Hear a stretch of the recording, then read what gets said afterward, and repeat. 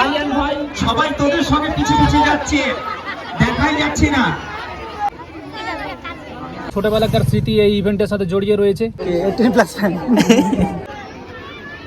Hello guys, স্বাগত জানাই আমার নতুন একটা ভ্লগে। আজকে যাচ্ছি আমি, আর সাথে আছে মামা, আর ওই যে আমার একটা ভাই আছে সাথে।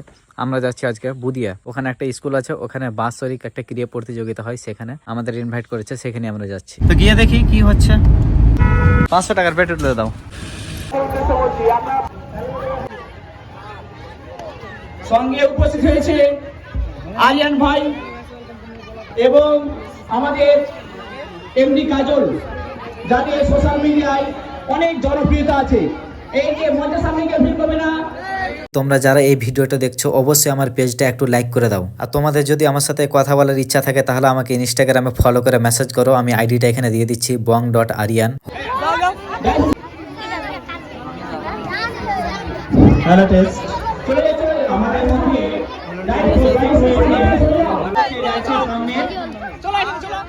এই বাচ্চারা সোজা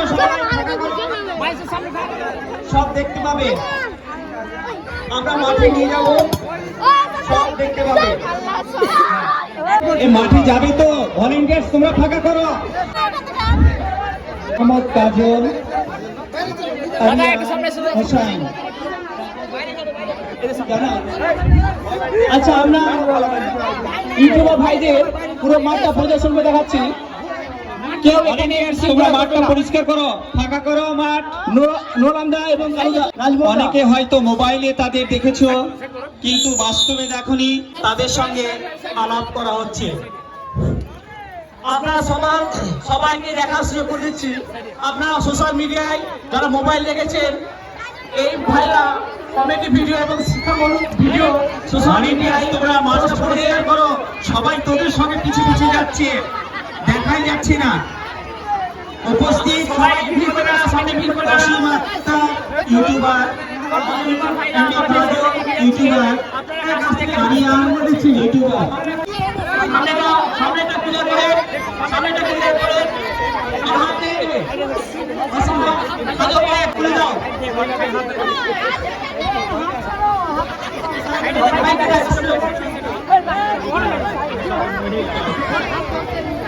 ভালো হচ্ছে।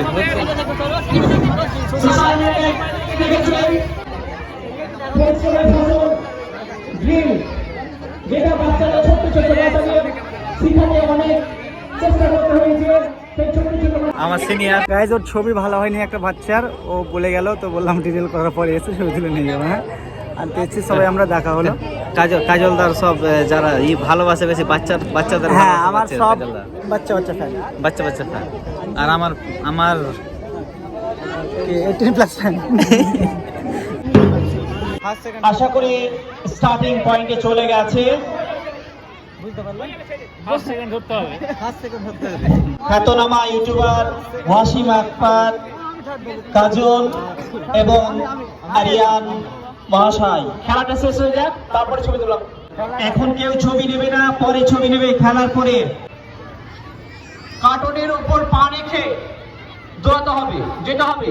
আরিয়ান ভাই তুমি থাম ধরবে, যদি পড়ে যাও থেমে যাবা। হাততালি, জোরে হাততালি। চলছে কার্টন রেস, জোরে হাততালি দিয়ে বাচ্চাদের উৎসাহিত করবেন।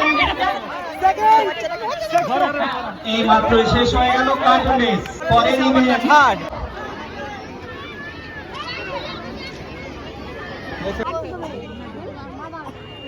আসলে এখানে খুব মজা লাগলো, ঠিক আছে। আরিয়ান দাকে আমি বলো, আরিয়ান দা কেমন লাগলো? ভালো লাগলো তোমাদের এখানে এসে, খুব ভালো আয়োজন। আগে বাড়বো, পড়াশোনা করো।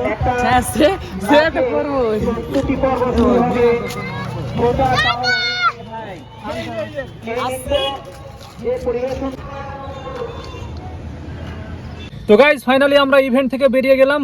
ইভেন্টটা খুব মজা লাগলো এই কারণে, কারণ ছোটবেলাকার স্মৃতি এই ইভেন্টের সাথে জড়িয়ে রয়েছে। কারণ স্কুলে যে সমস্ত খেলা হতো, স্পোর্টস হতো, সেই